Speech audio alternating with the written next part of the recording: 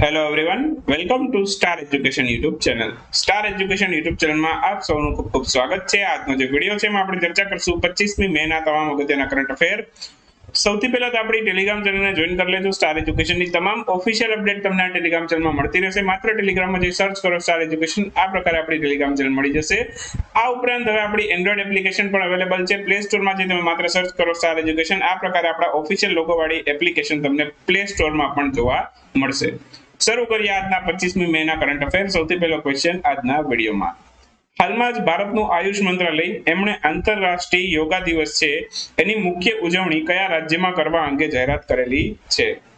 તો આંતરરાષ્ટ્રીય યોગા દિવસ છે આ કર્ણાટકમાં યોજાશે. કર્ણાટકમાં મૈસૂર ખાતે આ યોજાશે. આ વર્ષની જે 2022ની ઇવેન્ટ છે એની મુખ્ય ઇવેન્ટ છે કર્ણાટકમાં મૈસૂર ખાતે યોજાવાની છે આંતરરાષ્ટ્રીય યોગા દિવસની. પ્રશ્ન 100% પરીક્ષામાં આવશે, તો આ ખાસ અગત્યનો પ્રશ્ન છે પરીક્ષાની અંદર.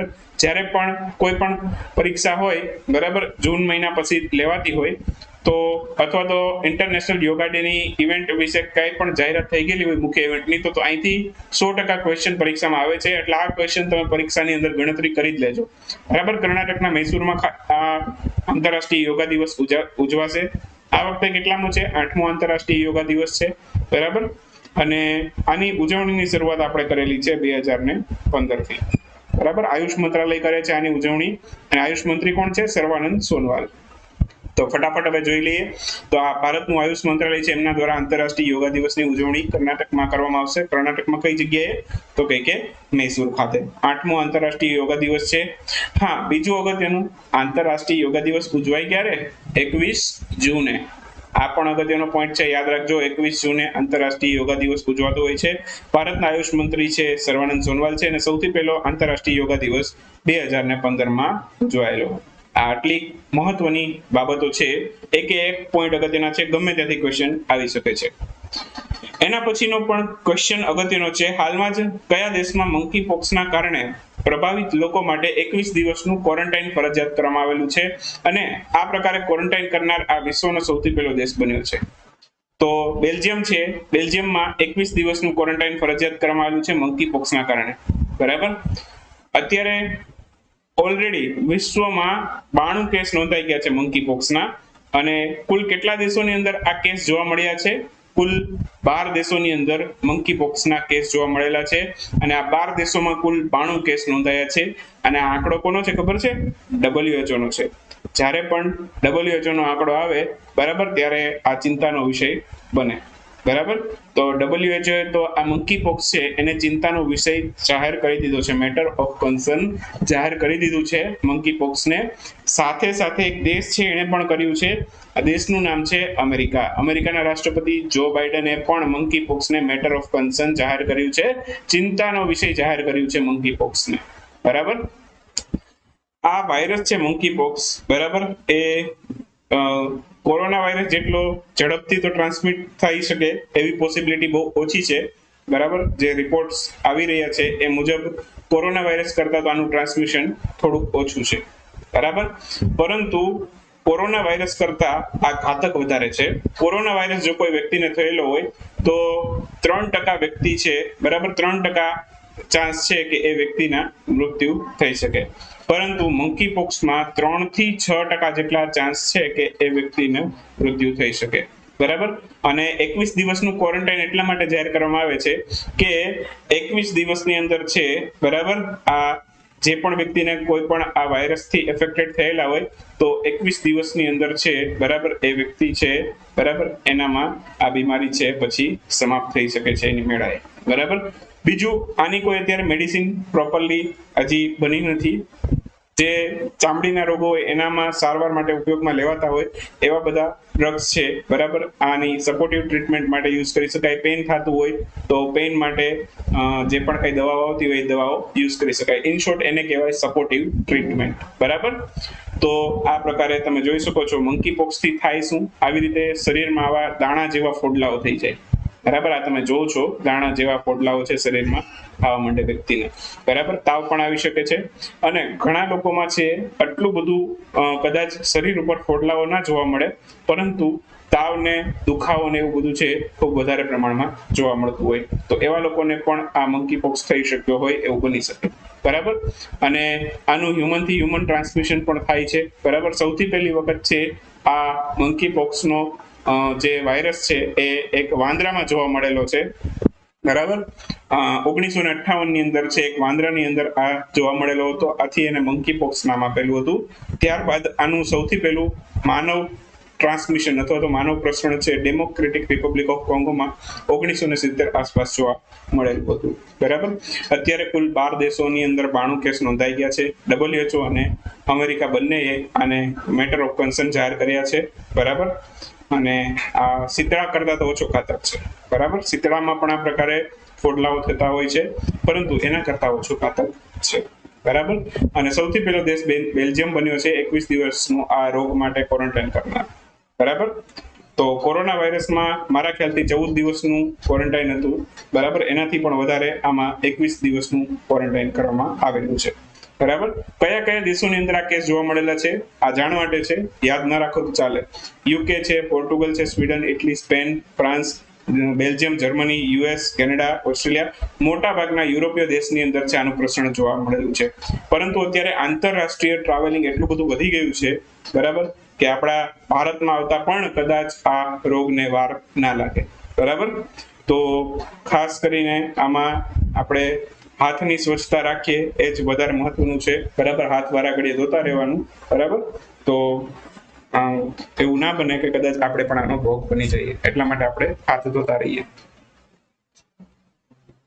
ચાલો, એના પછીનો ક્વેશ્ચન છે હાલમાં જ hockey India sub junior women's national championship 2022 એનું ટાઇટલ કઈ ટીમે જીતેલું છે? તો hockey India sub junior women's national championship છે એનું ટાઇટલ હરિયાણાએ જીતેલું છે, બરાબર. તો આન્સર આવશે ઓપ્શન બી, હરિયાણા. હાલમાં જ આ ટુર્નામેન્ટ છે એનું આયોજન મણિપુર ખાતે થયેલું હતું. મણિપુરમાં કઈ જગ્યાએ? ઇમ્ફાલ ખાતે આનું આયોજન થયેલું હતું. ટાઇટલ આનું હરિયાણાએ જીતેલું છે. ફાઇનલમાં ઝારખંડને હરાવેલું છે. ઉત્તર પ્રદેશ આમાં ત્રીજા ક્રમ ઉપર છે. બાકી રમત ગમતની વાત આવી છે તો રમત ગમત અને યુવા મંત્રી છે આપણા અનુરાગ ઠાકુર. કોમનવેલ્થ ડે ક્યારે ઉજવાયેલો? હાલમાં જ કોમનવેલ્થ ડે ઉજવાયેલો 24મી મે. આન્સર આવશે 24 મે. હાલમાં 24 મે 2022 ના રોજ કોમનવેલ્થ ડે ની ઉજવણી કરવામાં આવેલી છે. શા માટે ઉજવીએ છીએ?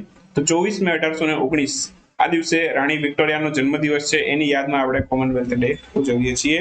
કોમનવેલ્થ દેશોની અંદર છે કુલ 54 દેશોનો સમાવેશ થાય છે, જેમાંથી ભારત પણ કોમનવેલ્થ દેશનો સભ્ય છે, બરાબર. એના પછી છે ઇન્ટરનેશનલ મિસિંગ ચિલ્ડ્રન્સ ડે. આ ક્યારે ઉજવાય છે? બરાબર, તો આ ઉજવાય છે 25મી મે.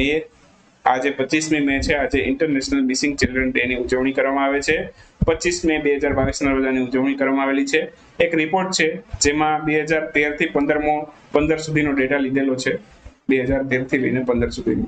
તો આ રિપોર્ટ એવું કહે છે કે 3 ગુમ થયેલા બાળકોમાંથી છે માત્ર 2 જ ગુમ થયેલા બાળકો છે એને શોધી શકાયા છે, બરાબર. સોરી, રિપોર્ટ એવું કહે છે 3 માંથી 2 ગુમ થયેલા બાળકો છે એને શોધી નથી શકાય. માત્ર એક જ ગુમ થયેલું બાળક છે 3 માંથી શોધી શકાયું છે, બરાબર. 2 ગુમ થયેલા બાળકો તો શોધી નથી શકાતા. આ રિપોર્ટ છે 2013 થી લઈને 15 નો, બરાબર. અને 2001માં સૌપ્રથમ વખત આ દિવસની ઉજવણી કરવામાં આવેલી હતી. બાકી 25મી મે વિશ્વ થાઇરોઇડ દિવસ પણ ઉજવાય છે. થાઇરોઇડ ગળાને લગતો રોગ છે. આની વાર્તા આપણે આવતીકાલે કરશું, બરાબર. તો 25 મે વિશ્વ થાઇરોઇડ દિવસ પણ છે, એ પણ આપણે યાદ રાખીશું. BWF ઉબર કપ 2022 નું ટાઇટલ હાલમાં કોણે મેળવેલું છે? આ BWF ઉબર કપ છે, બરાબર, એનું ટાઇટલ મેળવેલું છે દક્ષિણ કોરિયા. મેં તમને કીધેલું હતું જે પુરુષો માટે જે હોય છે, બરાબર, બેડમિન્ટનની ટુર્નામેન્ટ એને થોમસ કપ કહે છે, બરાબર. અને મહિલાઓ માટે જે હોય છે એને કહેવાય છે ઉબર કપ, બરાબર. તો થોમસ કપની વાત આપણે અગાઉ કરી ગયા, જેનું ટાઇટલ ભારતે આ વખતે સૌથી પહેલી વખત મેળવેલું હતું. અને BWF ઉબર કપ 2022 નું ટાઇટલ દક્ષિણ કોરિયા મેળવેલું છે. આન્સર આવશે દક્ષિણ કોરિયા. ફાઇનલમાં કોને હરાવેલું? એને ચીનને, બરાબર. તો આ પણ યાદ રાખીશું, ચીનને ફાઇનલમાં હરાવેલું, બરાબર. આનું આયોજન ક્યાં થયેલું છે? થાઈલેન્ડ ખાતે થયેલું છે. ઉબર કપ 2022 નું આયોજન થાઈલેન્ડ ખાતે થયેલું છે અને એમાં દક્ષિણ કોરિયા એનું ટાઇટલ મેળવેલું છે. ફાઇનલમાં ચીનને હરાવેલું અને થોમસ કપનું ટાઇટલ ભારતે મેળવેલું. હા, બીજું વખત એનું આ 2022 ના રોજ ઉબર કપનું કેટલામું સંસ્કરણ હતું? તો કે 29મું, બરાબર. અને થોમસ કપનું કેટલામું હતું એ તમે મને જણાવશો કમેન્ટમાં. ચાલો શરૂ કરીએ હવે આજના ક્વિક ન્યૂઝમાં સૌથી પહેલો ક્વેશ્ચન આજના વિડીયોનો. હાલમાં જ કયા રાજ્યમાં પોતાના સૌપ્રથમ નેશનલ ફિલ્મ ફેસ્ટિવલ છે એની ઉજવણી કરવામાં આવેલી છે? નેશનલ ફિલ્મ ફેસ્ટિવલ આ રાજ્યમાં સૌથી પહેલી વખત થાય છે અને આ જમ્મુ કાશ્મીર છે. બરાબર, તો જમ્મુ કાશ્મીરમાં સૌથી પહેલી વખત નેશનલ ફિલ્મ ફેસ્ટિવલ આયોજન થઈ રહ્યો છે. હાલમાં જ કયા રાજ્યની સરકારે સંભવ પોર્ટલનું ઉદ્ઘાટન કરેલું છે? સંભવ પોર્ટલનું ઉદ્ઘાટન કરેલું છે ઉત્તર પ્રદેશે, તો આન્સર આવશે ઉત્તર પ્રદેશ. સંભવનું પૂરું નામ પૂછી શકે તો systematic administration mechanism for bringing happiness and value, આ એનું સંભવનું પૂરું નામ છે, તો આ પણ પરીક્ષામાં પૂછી શકે. હાલમાં જ સ્વાસ્થ્ય મંત્રી મનસુખભાઈ માંડવિયા એમણે કયા સ્થળેથી 75મી વર્લ્ડ હેલ્થ એસેમ્બલીમાં વિશેષ સંબોધન કરશે? કયા સ્થળેથી કરશે એવો પ્રશ્ન છે, તો જીનીવામાંથી કરશે. બરાબર, તો આન્સર આવશે જીનીવા. બીજી અગત્યની વાત, અત્યારે 25મી મેની ટેસ્ટ પણ અપલોડ થઈ ગઈ છે, તો તમારે ટેસ્ટ આપવી હોય તો આપણો કોર્સ જે લોકોએ પરચેસ કરેલો છે એ લોકો ટેસ્ટ પણ આપી શકશે. તો એપ્લિકેશનની અંદર, વેબસાઇટની અંદર ટેસ્ટ પણ અપલોડ થઈ ગઈ છે, તમે બંનેમાંથી એક્સેસ કરી શકો છો. બરાબર, આની પીડીએફ પણ આપણે અપલોડ કરી દીધી છે. બરાબર, તો ડેઈલી કરંટ અફેરની પીડીએફ પણ આપણે ડેઈલી અપલોડ કરતા હોઈએ છીએ. વિડીયો તમે યુટ્યુબમાં જોઈ શકો છો, બાકી ટેસ્ટ અને પીડીએફ માટે તમે એપ્લિકેશનમાં કોર્સ આપણો પરચેસ કરી શકો છો. જેમને ઈચ્છા હોય એ કરી શકે છે. બરાબર, 199 વાળો જે કોર્સ છે એમાં તમને ડેઈલી પીડીએફ પણ મળશે, ડેઈલી ટેસ્ટ પણ તમે આપી શકશો કરંટ અફેરની. બરાબર, હાલમાં જ હસન શેખ મોહમ્મદ એ કયા દેશના નવા રાષ્ટ્રપતિ તરીકે ચૂંટાઈ આવ્યા છે? તો એ હસન શેખ મોહમ્મદ છે સોમાલિયાના નવા રાષ્ટ્રપતિ બન્યા છે, તો આન્સર આવશે સોમાલિયા. એના પછીનો ક્વેશ્ચન છે ટેનિસ ટુર્નામેન્ટ ઇટાલિયન ઓપન 2022, એમાં મહિલા સિંગલ્સનું ટાઇટલ પણ મેળવેલું છે. મહિલા સિંગલ્સનું ટાઇટલ મેળવેલું છે ઈગા સ્વીટેકે, આન્સર આવશે ઈગા સ્વીટેક. એના પછીનો ક્વેશ્ચન છે હાલમાં જ કયા દેશે ચંદ્રની જમીન પર છોડવાઓ છે એને સફળતાપૂર્વક ઉગવ્યા છે? તો ચંદ્રની જમીન ઉપર છોડવાઓ છે એને સફળતાપૂર્વક ઉગવ્યા છે અમેરિકાએ. આ પ્રકારે ચીને પણ એક પરીક્ષણ કરેલું હતું ચંદ્ર ઉપર છોડવા ઉગાડવાનું, પણ એનું પ્લાન નિષ્ફળ રહેલો. લગભગ 15 કે 20 દિવસમાં એના છોડવા ઉગાડીને રાખ થઈ ગયા. અમેરિકાએ સફળતાપૂર્વક ઉગાવી દીધા છે, એવા ન્યૂઝ છે. હાલમાં કુલ કેટલા સ્વદેશી રીતે નિર્મિત યુદ્ધપોત છે અને રાજનાથસિંહે ભારતીય સેનામાં સામેલ કર્યા છે? તો કુલ 2 યુદ્ધપોતને સામેલ કર્યા છે, સ્વદેશી રીતે નિર્માણ થયેલું છે. ભારતના કયા આઈઆઈટી ના વૈજ્ઞાનિકો છે એમના દ્વારા નેનો બોટ્સ છે એનું નિર્માણ કરવામાં આવેલું છે? નેનો બોટ્સનું નિર્માણ કરેલું છે આઈઆઈએસસી બેંગ્લોર, તો આન્સર આવશે આઈઆઈએસસી બેંગ્લોર. હાલમાં જ ફિનલેન્ડ ઉપરાંત કયા દેશે નાટોમાં જોડાવાની સહમતિ વ્યક્ત કરી છે? ફિનલેન્ડ ઉપરાંત સ્વીડને પણ નાટોમાં જોડાવાની સહમતિ વ્યક્ત કરી છે. બરાબર, તો આન્સર આવશે સ્વીડન. સર્વોચ્ચ બ્રિટિશ સન્માન માનદ પુરસ્કારથી કોને સન્માનિત કરવામાં આવેલું છે? તો સર્વોચ્ચ બ્રિટિશ માનદ પુરસ્કારથી સન્માનિત કરવામાં આવેલું છે અજય પરિમલને. ભારતીય વ્યક્તિ છે એટલે યાદ રાખીશું. સુપોષિત મા અભિયાન એનું બીજું ચરણ છે, એનું ઉદ્ઘાટન કયા સ્થળેથી કરવામાં આવેલું છે? રાજસ્થાનના કોટા ખાતે ત્યાંનું ઉદ્ઘાટન કરેલું છે. અને આપણા જે લોકસભાના અધ્યક્ષ છે ઓમ બિરલા, એમની જે બેઠક છે એ પણ કઈ છે? રાજસ્થાનના કોટાની બેઠક પરથી તેઓ ચૂંટણી લડેલા હતા. બરાબર, તો વિડીયો આજનો અહીંયા 25મી મેનો સમાપ્ત થાય છે. મળીએ આવતીકાલે 26મી મેના વિડીયોમાં. ત્યાં સુધી રજા લઈએ. આવજો, બાય બાય, ગુડ નાઇટ, શુભરાત્રી. Thank you for watching star education.